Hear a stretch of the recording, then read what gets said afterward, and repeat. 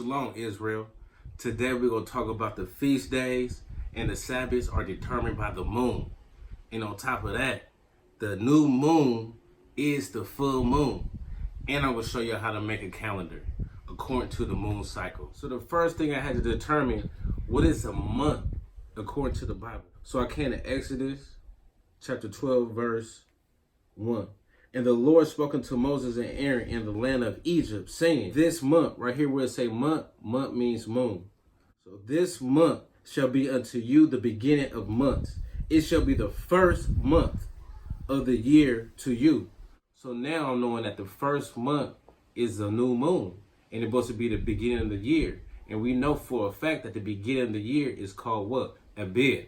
So now we got to find out what it is a moon. Like, what is the moon? Is it a dark moon or is it a full moon? And now we know that the moon, you know what I'm saying, is a month. So let's go into it. So I'm going to prove to you, when God, Yahweh, made the great lights, he made two great lights in their fullness. So it means that they were shining. They were not dark. I'm going to make this quick and simple. Let me see. Genesis 1:16. And God made two great lights, the greater light to rule the day, and the lesser light to rule the night. He made the stars also.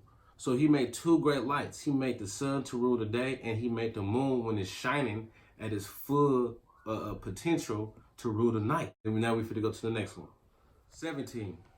And God set them in the firmament of the heavens to give light upon the earth, and to rule over the day and over the night, and to divide the light from the darkness. And God saw that it was good. So this is one of the great lights that Yahweh showed to Moses and Aaron. Exodus 12, verse 1. And the Lord spoke unto Moses and Aaron in the land of Egypt, saying, this month shall be unto you the beginning of months. So when he said this month, he had to been looking up, or he had to been pointing to the sun for Moses and Aaron could see it. So it couldn't have been dark. You know what I'm saying? So it had to be at its full glory. It had to be shining. And he said, this month right here, like this month could be the beginning of months and years. It had to be a full moon. So check this out, I'm going to reread it. And the Lord spoke to Moses and Aaron in the land of Egypt, saying, this month, this new moon that's shining, shall be unto you the beginning of months. It's going to be the beginning of the month. It shall be the first month of the year to you. So it's going to be the beginning of the month and the first month of the year. And it was a full moon. It was shining. You was able to see it. So that's why Moses was able to look up and see that, okay, that this is a full moon and it's shining. This is going to be the beginning of months. Check this out. Baruch 6:60 is going to explain that the great lights sit in their office to do their job. 60. For sun and moon and stars being bright and set to do their office are obedient. So it says for sun and moon and stars being bright is obedient. So when he set them in their office to do their job, they are bright and they're being obedient because they're doing their job. Sirach 43:6. This is a good one. 6. He made the moon also to serve in her seasons. So the moon serving her seasons for a declaration of time. You know what I'm saying? Appointed time. In a season of the world. For the moon is the sign of feast. So that letting us know that the moon is a sign of a feast day. A light. It's a light. It's going to be a full light. It's not dark. That decreases in her perfection. So it decreases in her perfection. So we knowing that the full moon is a season. The full moon is a light that decreases in her perfection. Let me see. The month is called after her name. So we know it's called after her name. The moon is called after her name. Check this out.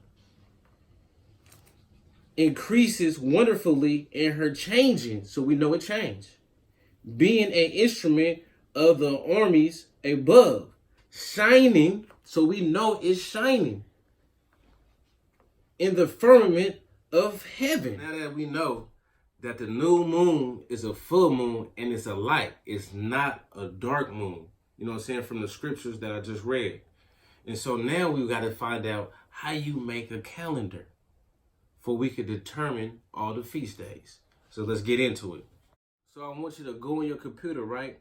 And type in how many days is in the Hebrew calendar. And you'll come up with 354 to 355, give or take a day, you know.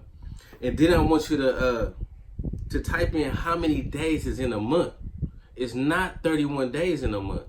It's only between 30 and 29. This is easy and simple. Just do these things. And then you can start on how to build a calendar or how to make a calendar. So from there, you know a bid is the beginning of the year, and you know a full moon is the beginning of the month. So there you do your counting. So that's how you get the whole month.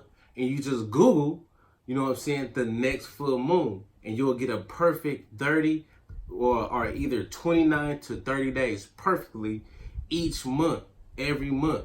So from there you count from the new moon that you know it's a full moon and it's at its full glory. And its full glory is shining. It's a light.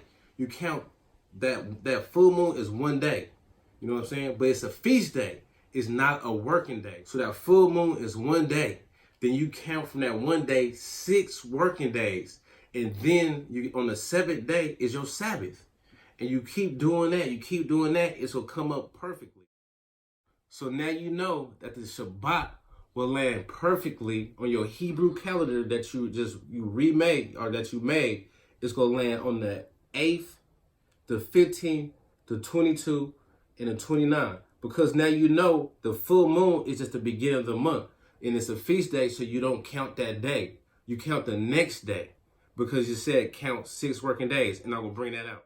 So we know that the full moon is considered a Shabbat. It's considered a feast day. So on the new moon, a full moon, we don't work. So check this out. Exodus 20 and chapter 8. Remember the Sabbath day to keep it holy. 6 days shall they work. So 6 days you shall work and do labor. But you don't work on the full moon, on the Shabbat. You don't work on the Shabbat. So this verse right here is going to show you that the Sabbath and the new moon is set apart days. Ezekiel 46 in verse 1. Thus says the Lord God, the gates of the inner court that looketh towards the east shall be shut the 6 working days. But on the Sabbath it shall be open. And in the day of the new moon it shall be open. So them 2 days is set apart days. The Sabbath and the new moon, it said the gate shall be open. Let's see why. We'll jump down to verse 3. Likewise, the people of the land shall worship at the door of the gates before the Lord in the Sabbath and in the new moon. So that's why them 2 days is set apart. So new moon is a feast day, 7th month. Then 6 working days later, you get a Shabbat. Then another 6 working days later, you get another Shabbat. All the way till you get to the next new moon. And then you start all over because you know that the new moon is a holy day. You don't work. So then 6 working days later, you get another Shabbat. 6 working days later, you get another Shabbat. And that's it. I hope this video was edifying for you. I'm just showing you that what me and my family do based on the scriptures. You know what I'm saying? It's the understanding that we have. You know what I'm saying? And I hope, you know what I'm saying, that you can use this information. Yahweh Hashem, Yahweh Shah.